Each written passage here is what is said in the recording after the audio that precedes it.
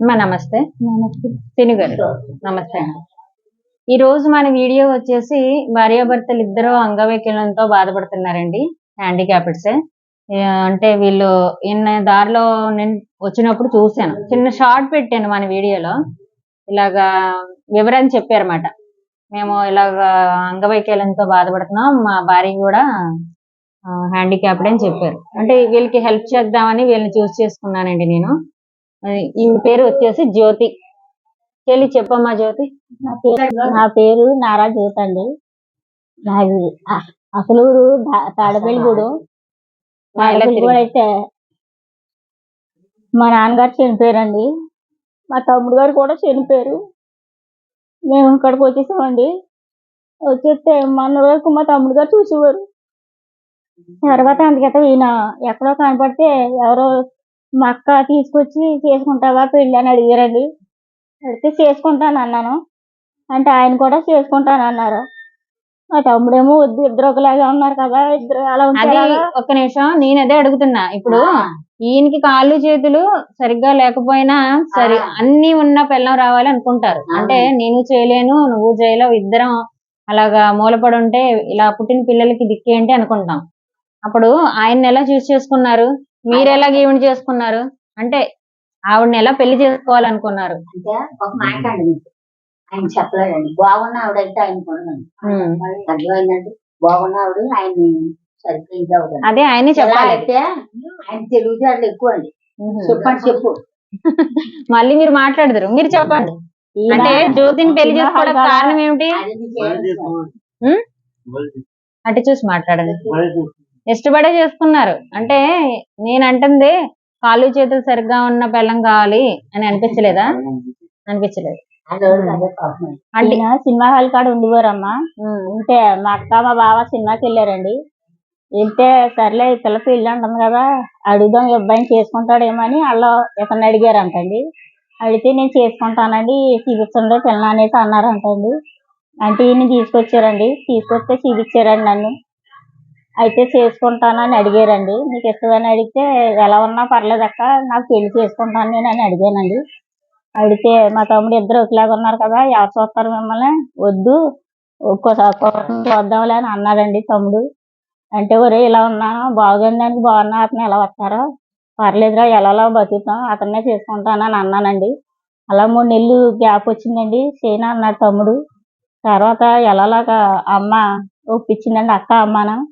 తర్వాత పెళ్లి చేశారని అందరూ తలకో చెయ్యి వేసుకుని మాకు సత్యనారాయణ స్వామి గుడిలో చేశారండి రాజమండ్రి. చేశాక పాప పుట్టిందండి. తర్వాత మళ్ళీ తమ్ముడు మనడి వరకు ఏం చదువుతుంది? 1వ క్లాస్ మేడం. ఫస్ట్ క్లాస్ చదువుతుంది. ప్రైవేట్ స్కూల్ వేసారు, గవర్నమెంట్ స్కూల్ వేసారా? ప్రైవేట్ కాదండి, గవర్నమెంట్ స్కూల్ వేసారు. ఒక్క పాపతోనే ఆపేశారా, ఇంకేమైనా పుడతారా? ఇంకొద్దండి, చేయలేరండి. అంటే అయితే మనగా తమ్ముడు చూసివాడండి. ఈయన కొన్నాళ్ళ గొడవపడి వెళ్ళిపోయినా కూడా తమ్ముడే చూసివాడండి. చూసా మనదాకా అమ్మని నన్ను పిల్లని కొట్ట చూసివాడండి. నాకు బాబు కూడా పుట్టాడండి. బాబు పుడితే పెంచి సోమత లేక నేను పెంచుకుంటాను ఇచ్చేసానండి. బాబు ఇచ్చేసారా? ఎవరికి ఇచ్చామమ్మా? దత్తత ఇచ్చేసానండి. ఏ ఊరు వాళ్ళకి? మా ఇంట్లో వాళ్ళకేనండి. పాలు ఇచ్చి సోమత కూడా లేదండి నాకు. ఇరుగు పొరుగు పాలపేటలు తెచ్చి ఇచ్చేవారండి. ఉంటే ఉండగా ఇన్ని అసలు చూడలేదు నేను. ఆడపిల్లకి ఏమో తెలిసింది, అది ఎక్కడ ఉండలేదు. సర్లే ఎవరైతే పెంచుకుంటాం కావాలి, అది ఎక్కడ బాగుంటాం కావాలని బాబుని దత్తతకి ఇచ్చేసాను మేడం. ఇచ్చేసాక మా తమ్ముడు ఉండగా ఆయనే చూసేవాడండి. మా తమ్ముడు చనిపోయాక వాళ్ళిద్దరు పిల్లలు, మేము మా ఇద్దరు పిల్లలు అందరూ ఎవరు చూస్తారండి. అందరూ ఇరుగు పొరుగు పాకెట్లు కూడా తెచ్చిచ్చేవారు. మీ తమ్ముడు గారి భార్య కూడా వాళ్ళది అయితే ఇంకెలా వెళ్ళాలనేసి బాబుని ఇచ్చేసానండి. ఇచ్చేస్తే ఇంకా తర్వాత ఈయన వచ్చారండి. ఇలా చనిపోయాడు అన్నాకే వచ్చాడండి ఈయన. అప్పటి వరకు రాలేదు. అప్పుడు దాకా నా కుటుంబాన్ని వాళ్ళ కుటుంబాన్ని తమ్ముడే పెంచిపోడండి. తర్వాత ఇంక ఈయన వచ్చి ఇంకా ఉండిపోయారండి. పిల్లోడిని ఎందుకు ఇచ్చావంటే, నువ్వు వదిలేసి వెళ్ళిపోయాక మరి నేను ఎలా చూడను, ఎలా చూస్తారో తమ్ముడు చూసేవాడు, ఆడు కూడా చనిపోయాడు, ఇప్పుడు నా పరిస్థితి ఏంటి, అనేసి ఇచ్చేసానని అన్నానండి. తను తప్పు తెలుసుకుని ఇంకా ఏం అనలేదండి. ఇంకా ఆ తమ్ముడేమో ఉట్టుకున్నాను బాగున్న అతనే చనిపోయాడండి. ఆవిడ హ్యాండికాపరే. వాళ్ళ అమ్మగారి ఇంటికి వెళ్ళిపోయిందండి ఆవిడ. నా బతుకుతే మాకు కష్టంగా ఉంది, మళ్ళీ వీళ్ళ మీద మనం ఉండకూడదని వాళ్ళ అమ్మగారికి ఇంటికి వెళ్ళి ఆవిడ ఉంటుందండి. ఇక అమ్మేమో బొబ్బాస్కాయలు అమ్ముద్దండి. ఇప్పుడు ఈవిడ ఏమవుతారండి? మా అమ్మేనండి. మీ అమ్మగారు ఇప్పుడు మీ నాన్నగారు ఉన్నారా? మీ అమ్మగారు నాన్న తమ్ముడు చనిపోయారనే ఇక్కడికి వచ్చేసామండి. ఇద్దరు తమ్ముళ్ళు నాన్న చనిపోయారు. ఇప్పుడు మీ అమ్మగారు మీతో ఉండి మీకు అన్ని సహాయం చేస్తారు. బొబ్బాస్కాయలు అమ్ముద్దండి. ఈయనేమో బయటకు వెళ్ళిపోయి అలాగా ఎవరినొకరిని 5-10 అలా సాయంత్రానికి ఒక 100-150 అలా తెస్తారండి. నాకు పెన్షన్ అండి. అమ్మ పెన్షన్. ఆవిడేమో కాయలు అమ్ముద్దండి. ఇప్పుడు మీకు పెన్షన్ ఎంత వస్తుంది జ్యోతి? 6,000 వస్తాయండి. 6 వస్తుంది. మొన్నటి వరకు వికలాంగుల పెన్షన్ ఎంత అసలు? వికలాంగులు అంటే అండి అంటే పర్సంటేజ్ బట్టి పర్సంటేజ్ బట్టి మీకు 6,000 వస్తుంది. 6,000. కొంతమందికి 10,000 కూడా వస్తుంది కదా. అది 10,000 రావాలి. అదండి అది హార్ట్ అటాక్ కిడ్నీ చేస్తారు కదండి అలాంటి వాళ్ళకి అంటండి. డయాలసిస్ పేషెంట్స్ కి 10,000 ఇస్తారు. మీకు 6,000. ఈయనకి వస్తుందా సీను గారికి? మీకు పెన్షన్ రాదా? ఒకరికే ఇస్తున్నారు. అంటే ఇద్దరు వికలాంగులు ఉన్నాయి. ఎవరా సార్? మళ్ళీ అప్లై చేసుకోవాలండి. బియ్యం వస్తాయా? 10 కేజీలు. మీ ఇద్దరికి 10. ఈయనకి కోతగాడికి లేదు మేడం. తిరిగి లేదు, బియ్యం రాలేదండి. పెళ్ళి ఇది 7వ సంవత్సరం అండి. కోటగడ్డకి తిరిగి ఊరుకున్నానండి, రాలేదు.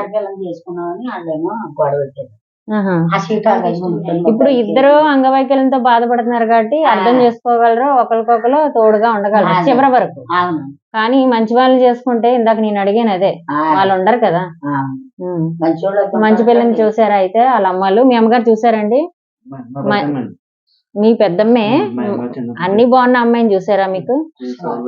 మరే మంచి కోడలుగా ఈ పిల్లకి మనసుకే అంగవైకల్యం లేదు, మనిషికే ఉంది, బంగారం. మొత్తం పెళ్లి చేయకపోదామనండి.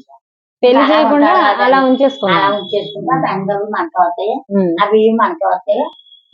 ఓహో, మీ ఫంక్షన్ మీద వాళ్ళు బతికారా? మరి అది చెప్పండి, మాట్లాడండి మీరు. చెప్పు. మీరు ఆగండి, చెప్పు. మాట్లాడలేరు కదా. అదే చెప్పండి. ఇంక పెళ్లి చేయకుండా అలా ఇంట్లో పెట్టుకుందాం.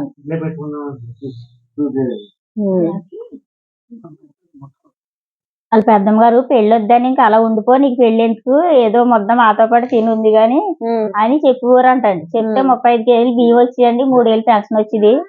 ఇంకా అలా ఉండేవారు. ఈయన సర్లే ఇంక చేయనంటుంది, ఇంకా అనవసరం మనం ఎక్కడ చూసి వెళ్ళిపోదామని ఇంట్లోంచి వచ్చేసారండి. వచ్చేస్తే సినిమా హాల్ కాడ ఉండేవారంట. ఇంక ఇలాగే 5-10 అన్నట్టుగా అక్కడ కూడా అలా ఉండేవారంటండి. అలా మా అక్కళ్ళు వెళ్తే కనపడ్డారని వాళ్ళు తీసుకొచ్చి పెళ్లి చేశారని ఇంకా అలా ఉండిపోయారండి. వాళ్ళ పెన్షన్ చానాలో పెన్షన్ బుక్ ఇవ్వలేదండి. ఆయన అలాగే ఈయన ఒక 50,000 దాచుకున్నారంటండి. ఆ డబ్బులు కూడా వాళ్ళ తమ్ముడు గారు తీసేసుకున్నారు. మళ్ళీ కోటా బుక్ ఇవ్వలేదండి. 35 కేజీలు కోటా బుక్ పెన్షన్ అది ఆవిడే ఉంచేసుకుందండి. ఒక నెల తీసుకున్నాను మేము, మళ్ళీ నెల తీసుకున్నాం. రైతాపురం ఒక నెల తీసుకున్నాం మేడం, మళ్ళీ తీసుకున్నాం అనేదాడికి ఆవిడ ఈయన పేరు తీయించేసి ఆవిడే తీసేసుకుంటుందండి బియ్యం. 2 నెలలు నెల పోవాలన్నారు. తర్వాత పెడతానండి.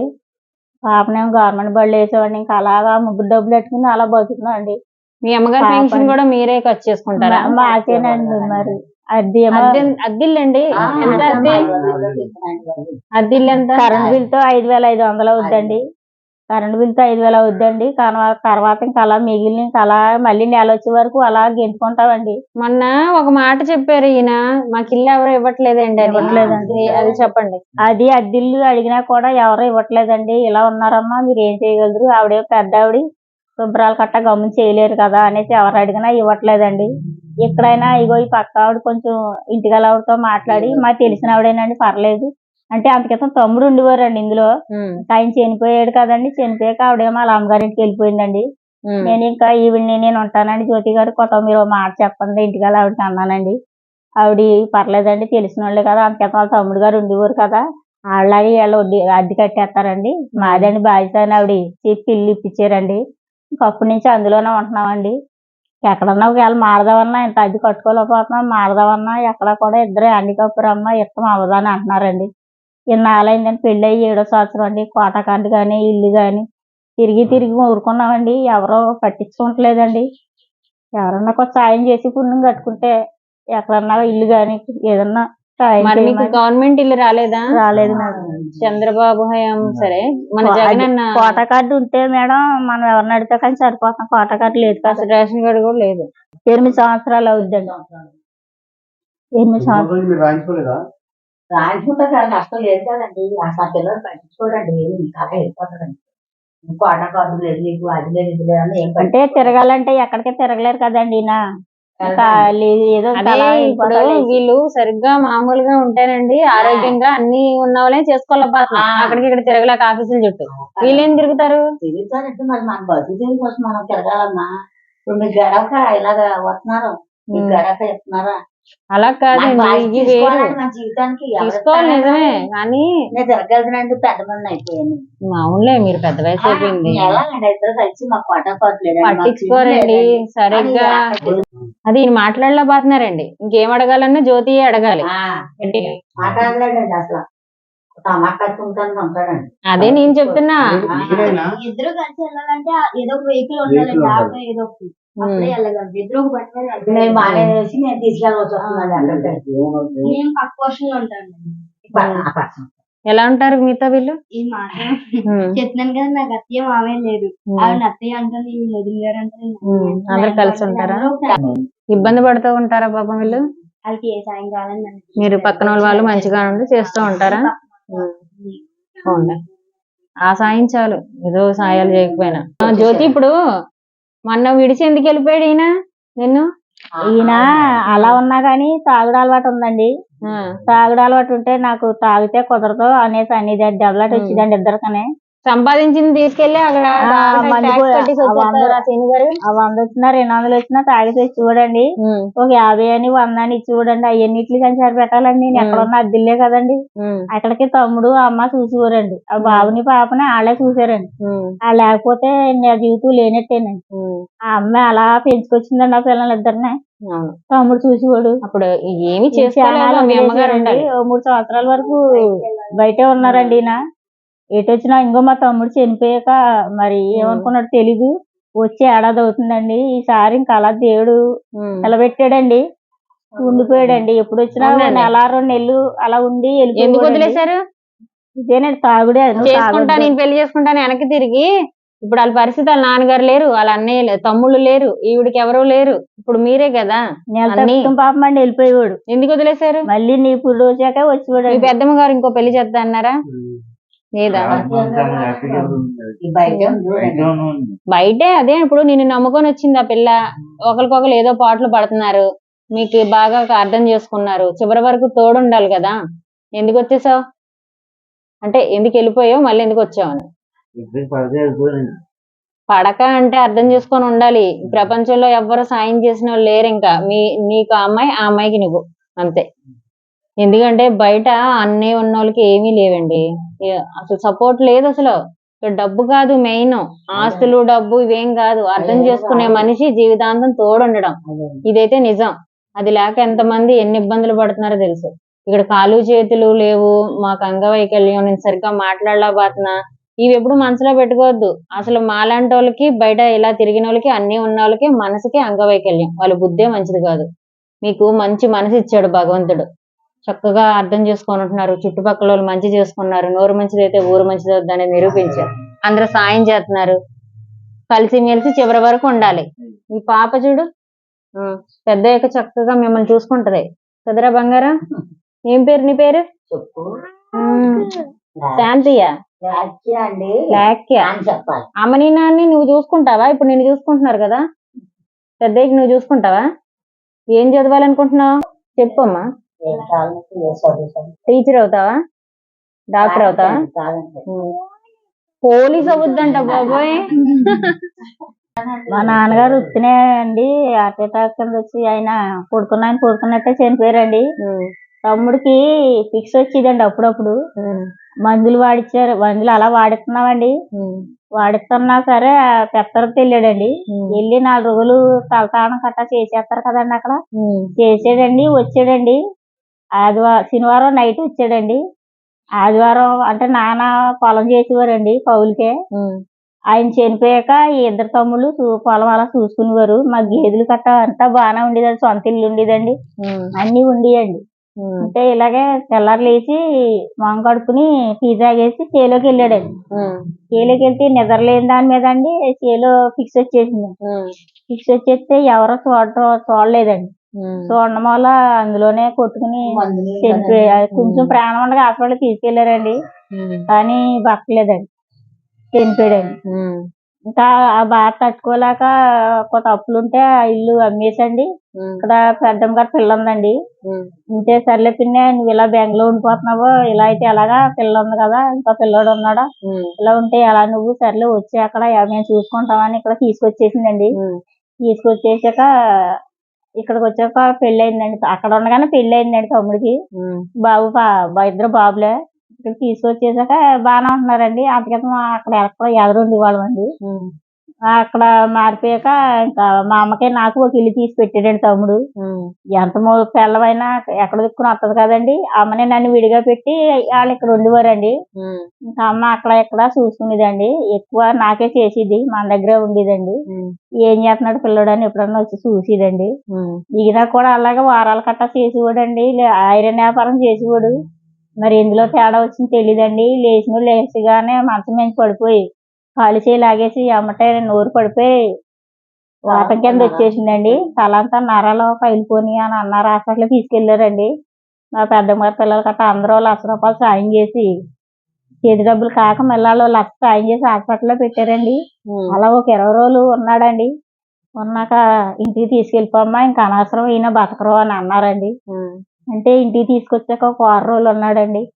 తర్వాత చనిపోయాడండి. చనిపోయిన కాడి నుంచి ఇంకా మా బస్సు ఇంకా రోడ్డు రూపాయలు అయిపోయిందండి.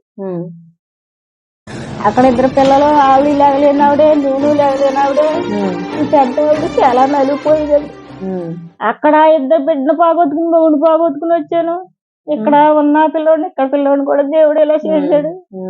ఏంటి పరిస్థితి, ఈ పిల్లని ఏం చేయాలి, ఈ పిల్లకి పిల్లలు, దానికి ఆ పిల్లలు, అది లేగలేంది ఇది లేగలేంది అని చాలా నలిగిపోయిందండి.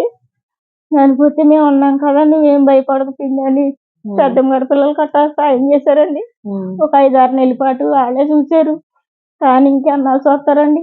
ఇంకా అలాగే ఇలా ఇంట్లో ఉంటే ఎలా కుదురుద్ది అనేసి ఇవిడి బొబ్బాస్కాయల వ్యాపారం చేసుకునేదండి. ఇప్పటికి అలాగే బొబ్బాస్కాయల వ్యాపారం చేస్తుందండి. ఈ తర్వాత ఇంకా చనిపోయారు కదా అని మరి ఈయనకి ఏమైందో తెలీదు. ఇంక ఈయన వచ్చారండి. ఇంకొచ్చి ఇంకా అలా ఉంటున్నాడండి. ఆ డబ్బులు ఈ డబ్బులు ఎత్తుకుని ఇంకా అలాగా కాలం గడుపుతున్నాం మేడం. ఇదండి మా పరిస్థితి. వంటలు అది చేసుకుంటా బాధపడకు నువ్వు. వంట అండి అమ్మ పొద్దున్నే వండేసి వెళ్ళిపోతుందండి. వండుకోలేనేమో పెట్టేస్తారా? అంటే ఎక్కువ ఆవిడే వండేసి వెళ్ళిపోతారండి. గమ్ముని వాచిదోడు కట్ట ఏమన్నా మీద ఆడేసుకుంటారేమో అని భయపడి అదే వండేసి పక్క పెట్టేసుకుని వెళ్ళిపోద్దండి. చెయ్యి కూడా కనపడదు, గూడు జారిపోయిందండి. జారిపోయింది, గూడులో వచ్చింది. ఈ చెయ్యి కూడా ఒకటేనండి, మొయిలపోతున్నావు కదా. ఇది ఒకటేనండి, అలా పాగుతానండి. ఇదేనండి, ఇదిగోండి గూడు జారిపోయింది. ఆ చెయ్యి పని చేద్దా? ఇదే పని చేద్దాం. ఈ చెయ్యి ఇది లేగదు. ఇంకోండి ఇక్కడ వదిలేసిందండి. ఎక్కువ ఆవిడే వండేసి వెళ్తారండి ఎప్పుడన్నా. ఎందుకంటే అన్ని బాధలు మనకే అన్నట్టు.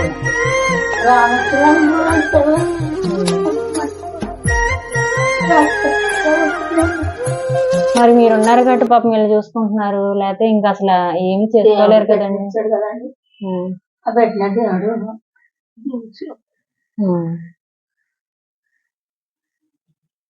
వాష్రూమ్ గాడికి కూడా అలాగే వెళ్ళాలా జ్యోతి? చేతికి సొప్పేసుకుని వెళ్తాను మేడం. నీ పనులన్నీ నువ్వే చేసుకోగలవు. నా పని నేను చేసుకుంటానండి. ఇంట్లో పని కట్ట అమ్మే చేస్తాను. మంచినీళ్ళు అని అయ్యని ఇవని ఆవిడే, బాతులో నీళ్లు కట్ట మొత్తం ఇంకా ఆవిడే చేస్తారండి. ఏదో చిన్న అలాగా నా చేతనని కొంచెం అలా చేసుకుంటాను. కానీ అదంతా ఆవిడేనండి. ఆవిడ వల్లనే ఇంతవరకు ఇలా దేవుడు నిలబెట్టాడు. అమ్మకి చాలా తోడైంది. ఇదేంటి వీళ్ళ పరిస్థితి, ఇద్దరు పాపం హ్యాండిక్యాప్డ్స్.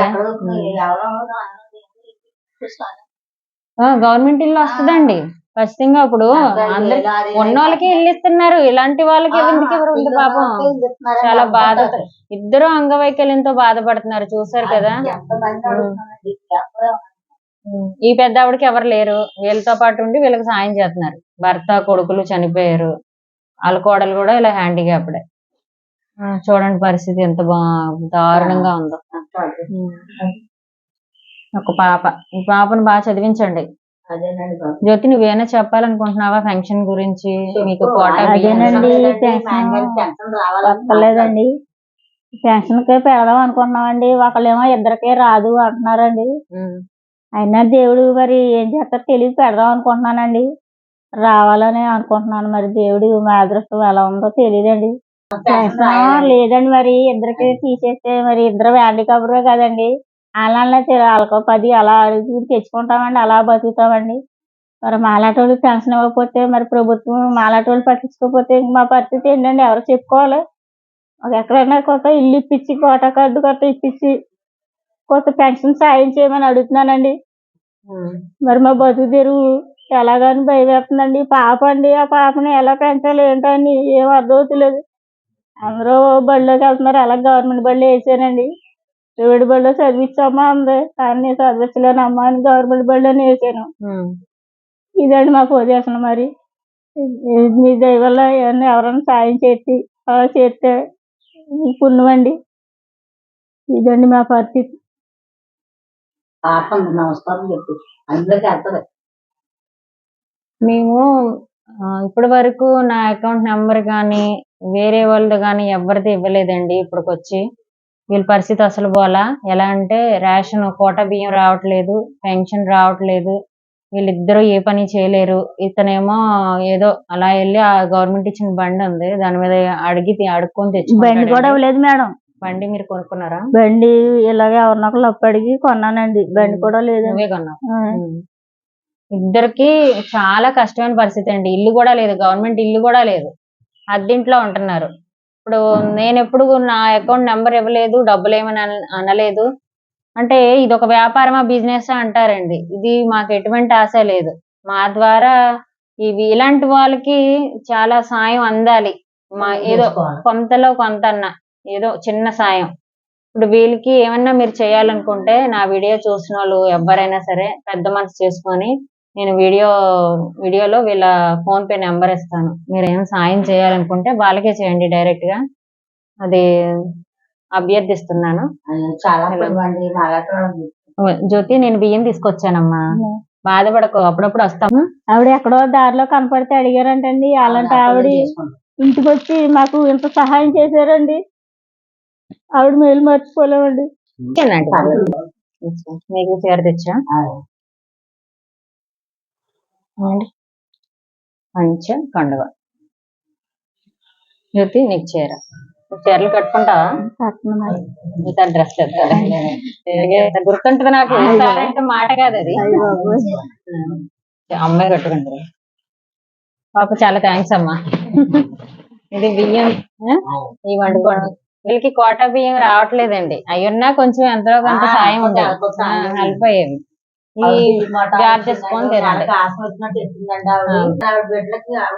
సరుకులు కొనుక్కోండి, న్యాయం చేసి మాలాడ్డా చూడాలండి. నేను తీసుకుంటాను. నేను అక్కని, నీకు తెలుసా? నాకు తెలిసి వరకు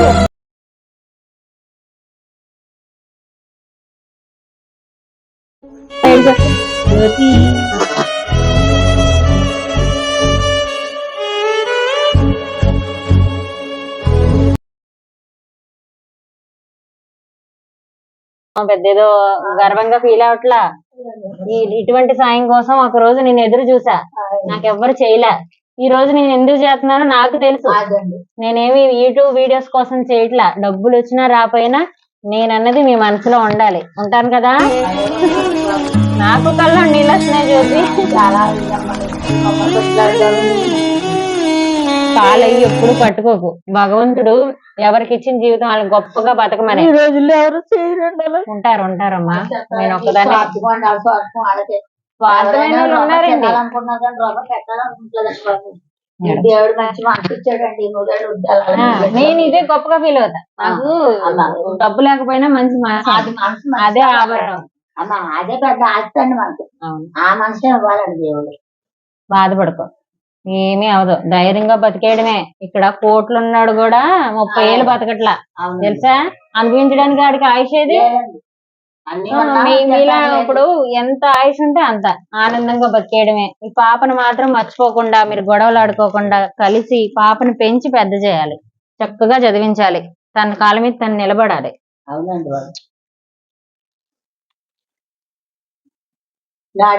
పెట్టిన కూడా లేకుండా పెట్టించేసి. అవునవునండి, ఉండాలి. పిల్లలే మనకి తోడవుతారు. వాళ్ళే ఆస్తి. పిల్లల్ని మా పిల్లడి కోసం నేను బెంగెట్టుకున్నాను. పెంచలేవని బిడ్డని సర్లే. పాతిపోలేనండి, ఇద్దరికే పాతిపోలే. 3వ సంవత్సరం అండి బాబు. సరే, తినలేదు నీకు పాలు పట్టాకి? పాలేవండి. డబ్బా 350 అలా 400 ఉండేదండి. అలా ఎన్ని డబ్బాలు తేవాలని పాతిపాలు వచ్చేసేదాన్ని. కొడుకుని పెట్టేసి డబ్బాలు తెచ్చి పెంచేదానండి. పిల్లడు ఇచ్చివాడండి మైమయ్యండి. పోన్లమ్మ, అప్పుడు వీళ్ళని జాగ్రత్తగా చూసుకోండి. మీరే ఉన్నారు, ఇంకెళ్ళకి ఎవరు లేరు. జాగ్రత్త చూసుకోండి. మీ అల్లుడు ఒక మాట అన్నా కూడా మీరు అలిగి వెళ్ళిపోకండి.